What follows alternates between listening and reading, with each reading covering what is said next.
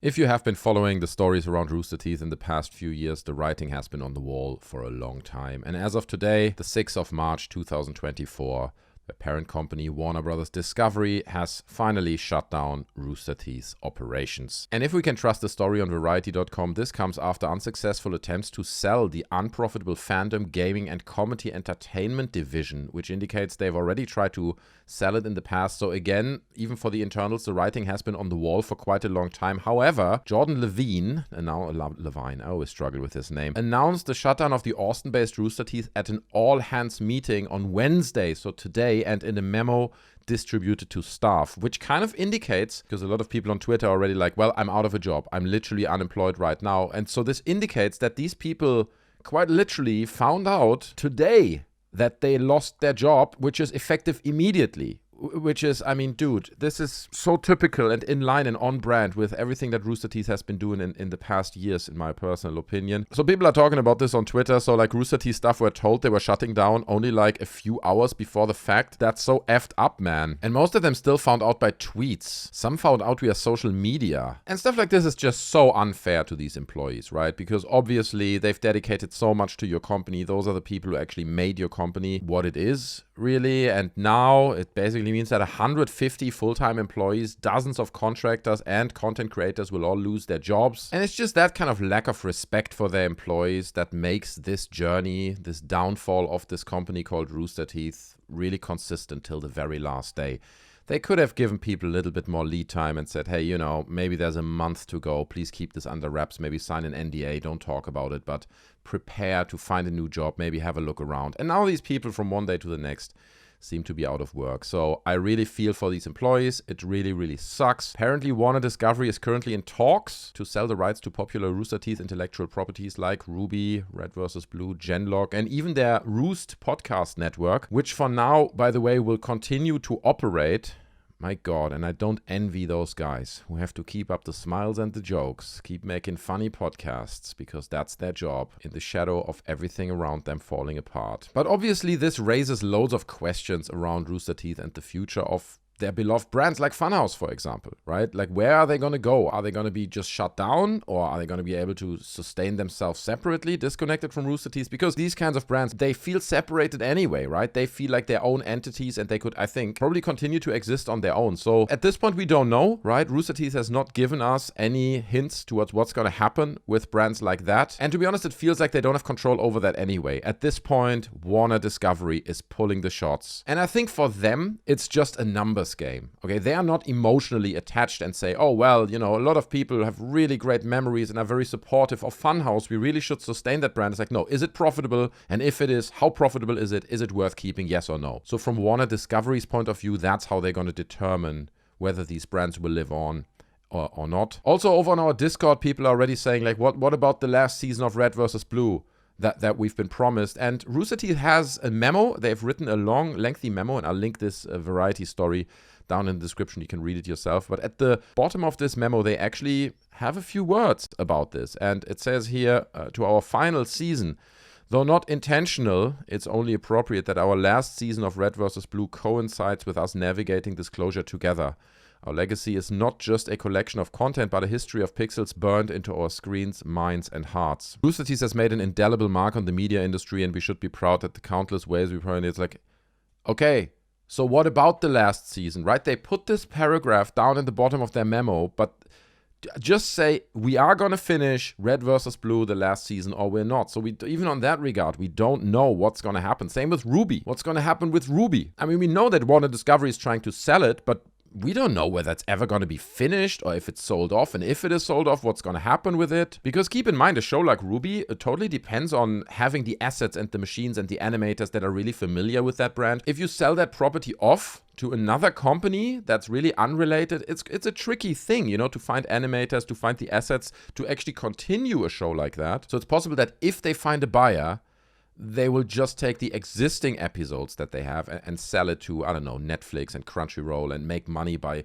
just licensing out that existing content rather than finishing the story and creating more content. And I'm just sitting here and I'm like, my God, like the similarities to Machinima are just staggering, right? Like just last year, they had this massive rebranding, just like Machinima had it just before their downfall. And they were like, yeah, no, we love our new rebranding, while everyone else hated it. And then following on from that, just this death in slow motion that we could see, where like I did a few videos covering the final days of Rooster Teeth, and it was just more and more like just last week or 2 weeks ago, whatever, they basically put like some of their shows, I think Camp and Red vs. Blue, back on YouTube behind a paywall. And it was like, God, the level of desperation at this point is insane. So we could witness their death really unfolding in real time, in slow motion in front of our eyes. But let me just put this on here. Like, if you're a Rooster Teeth fan, download your favorite content now if you can, because that's another parallel to Machinima. They were like, yeah, we're not existing anymore, and all the content is gone. And now a lot of people are missing classic episodes that were hosted on Machinima. Loads of content is just gone forever. So I hope that you guys are currently downloading your favorite content if you can, if that's legally possible.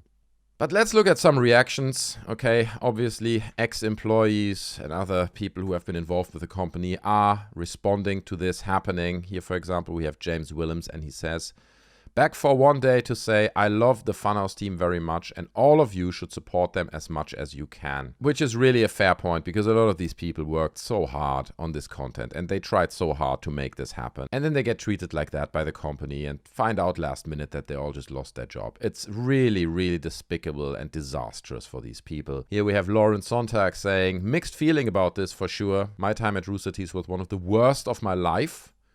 But I also met many incredible people I still consider friends to this day. I obviously want the best for them, so this sucks. All I can do is hope and work for better outcomes for everyone. And I mean, this raises other questions, like, I mean, Lawrence Sontag and Bruce Green left the company quite a while back now, starting their own streaming career. So at this point, they have established their own little community. So I think even there's a possibility of them bringing on some of the Funhaus members, giving them like a springboard to potentially kickstart their own streamer careers out of the company. And speaking of Bruce Green, 1 hour ago, he said, loads of amazing people doing amazing things at this company right this very minute. So this is the worst. Miles Luna also chimed in saying Rooster Teeth had a lot of problems, but there were still wonderful people there who were fighting every day to try and make that place better. Rooster Teeth was a huge chapter of my life. Dark times aside, I'll always be grateful for those years and the friends and loved ones I made. And besides that, if you search for Rooster Teeth on Twitter right now, the timeline is basically dominated by people saying, well, this is 1 hour ago, I just lost my job.